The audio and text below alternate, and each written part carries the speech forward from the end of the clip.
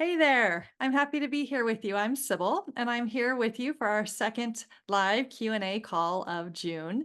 I didn't see any questions in the group, and there's nobody live on our call. So you're in luck. I've planned something for you anyway. And maybe these live Q&As will just morph into little mini lessons, mini things we can do with our finances. So today I wanted to teach you all about the 50-30-20 budget.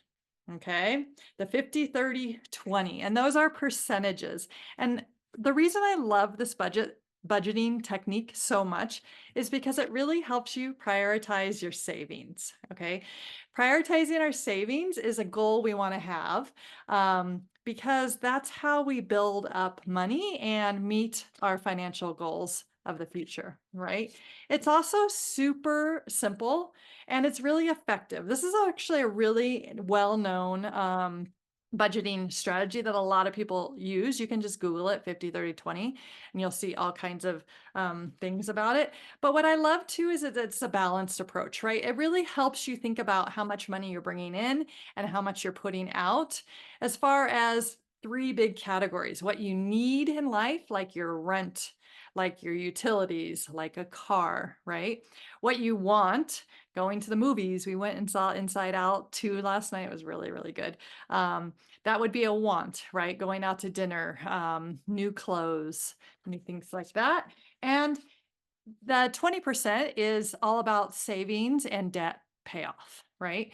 And it reduces your financial stress because you can see your big picture in a really simple and efficient way. So let's dive in. Let me share my screen with you all.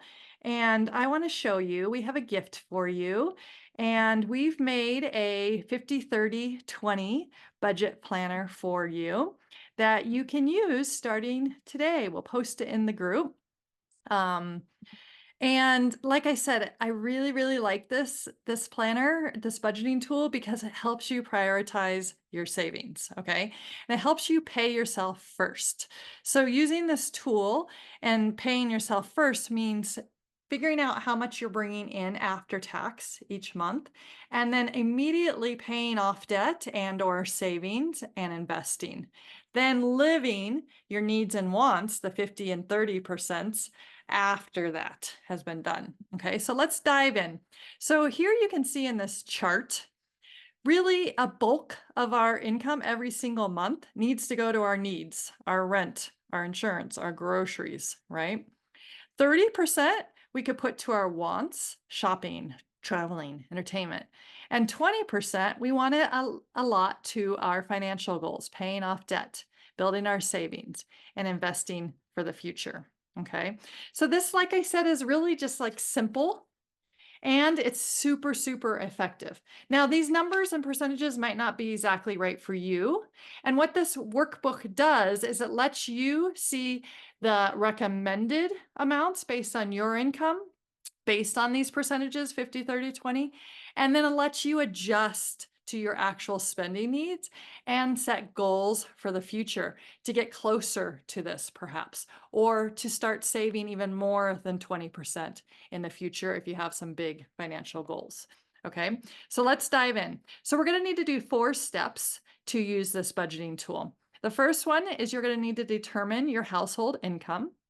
Then you're going to determine your needs, then your wants, and then your savings. Okay. Although it says savings, remember that debt payoff goes here if you have debt that you're trying to pay off. Okay. So the first thing you need to do is you need to figure out how much comes in. How much is your household income after taxes? Okay. Some of us have deductions, like my husband, our health care for our family comes out of his paycheck before we get paid for him, right? And so what you'll need to do is you'll need to actually add that health insurance back into the income because we're going to put that under a need, right? That $1,000 that comes out for our family's premiums is actually a need we have. So we're going to put that back into his salary and then we're going to take it back out as a need. Okay. But that's going to help us hit the 50% for our needs. And so basically to find your monthly income, You have to figure out everything that comes in, including any income streams you have, dividends, if you have rental properties, any money coming in after taxes. Plus, if you have things being taken out, you're going to add those back in and you're going to put your monthly household income right here. Okay. If there's multiple people bringing money in, you want to add that together because this is household. Okay. Next thing we're going to do is we're going to determine what your needs are. So needs are essential expenses you must cover each month. So to live, your rent or mortgage, your utilities, your groceries, your transportation. Those are things you can't live without. Okay. So you're going to put, say, groceries in this first need, and then you're going to put an estimate, or if you've been tracking and using our budget planner, you can put in that monthly amount here. Okay.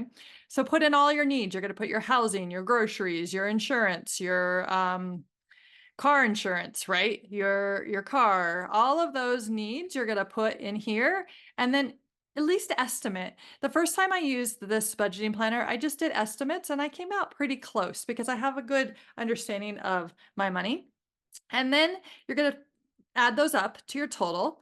And then you're going to take your total income from page 3 right here that you wrote, and you're going to multiply it by 0.5. And that's what this calculation's recommended amount is to spend on your needs. Okay. Your total needs might not match that exactly right now, and that's okay. Keep going. So you're going to put in all your needs, you're going to add it up and put it here, and then you're going to put in what this budgeting 50% is of those needs, and that's our recommended here. Okay. Then you're going to do the same thing for wants. So what are your non-essential expenses like traveling, dining out, entertainment, things like that? Exactly. Put them in, put an estimate, or if you know your numbers, kudos to you. I'm proud of you. Again, your total wants here, and then you're going to multiply by 0.3 this time because we're saying about 30% of your income should be for your wants, and put that number here. And then your savings. Okay. So any savings goals you have, maybe you're saving for an emergency fund. Maybe you're paying off some debt. Maybe you're saving $1,000 a month to invest into your retirement account. Okay. So investments, retirement, debt, payoff, emergency savings, future financial goals, you're going to list those here. Put your total savings here, and then the recommended. Now, don't freak out if your numbers don't match. It's very likely that they don't if you've never used a tool like this before. And that's okay, because we're going to be able to move forward with your numbers in the next couple pages. Okay. So then you're going to take that total household income and multiply it by 0.2 this time, because that's going to give you 20%. And that's the recommended based on your total income. And then on this page, you're going to basically put in all those recommended numbers together here. So you're going to go back and grab them, right? The needs recommended dollar amount, the wants recommended dollar amount, and the savings recommended dollar amount. Okay. You can write your income up here. And then you're going to put your actual numbers that you came up with here. And then you're going to figure out what percentage of the whole those are. Okay. So most people won't hit 50, 30, 20 if they've never used this budgeting style. So it'll be interesting to see what percentages you come up with here. I will tell you that the first time I did this, they weren't totally off, but I wasn't saving 20%. Now that I have savings as a goal and I'm practicing paying myself first, I am closer to those numbers. People that are like on the extreme FIRE journey, I don't know if you've heard of FIRE, financial independence, retire early. Some people take that to an extreme. It doesn't have to be extreme. I actually say I'm on coast FIRE right now, which means we've saved enough money in our investment accounts that at 65, we can just retire on that money, but I'm trying to coast between now and then. But basically, some people really work to get higher than 20%. They try to save, 50% of their money every single month with big plans of retiring early. I'm not promoting that. I'm not saying that you should do that. I just want you to know that this is actually a very useful tool that you can adjust in those ways. Or maybe you're just saving 5% right now, and that's amazing. Maybe you're not saving anything and you want to set 5% as your savings goal, right? And then you just adjust those other percentages. So if I'm going to take 15% off of my savings and I'm going to try for this first month to save 5%, I can put that 15% into my needs or wants, depending on the last pages on where you felt like you needed that money, right? What I like about this budgeting tool, though, is it really shows you what's coming in and out, and you can make those decisions educatedly, knowing I want to up the savings amount so I can meet my financial goals. And then step 5 is reflection, okay? And this is where you're gonna do the deep work. Sometimes you might have to do this later. You might have done all those numbers and you're like, "Oh my gosh, I can't handle this. Um, I need to put this away and reflect on it tomorrow," and that's okay. Okay, give yourself the space. Just like tracking and budgeting, those of you that are playing with those ideas, it can feel like a lot, and that's okay. We need to feel those feelings, and when we're ready, we need to reflect on it so we can make some decisions and set some future goals. And so the first question on here is, are the recommended percentages realistic for your current financial situation? Why or why not? We all go through seasons of life. Maybe right now it is not realistic at all to get anywhere near 50, 30, 20. Maybe it's more realistic, like I said, to do 5% savings and then, or paying off debt and then adjust your other numbers. Maybe it's 1%. It doesn't matter. Nobody has to see this. That's the beautiful part about this, except for you. Okay. And so we do need to be gentle and give ourselves grace and know that once we do see the numbers, it can be hard and it will be helpful once we feel all the feels. Okay. So, what adjustments might you want to make to meet your savings goals? How might you pay yourself your savings right after payday and live on the rest, your wants and your needs? What incentive might you give yourself if you meet your savings goals? Okay.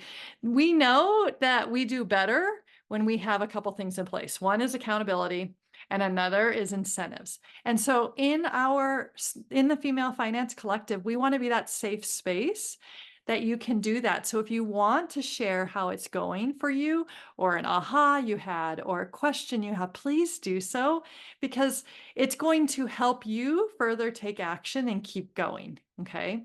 We are all in this together.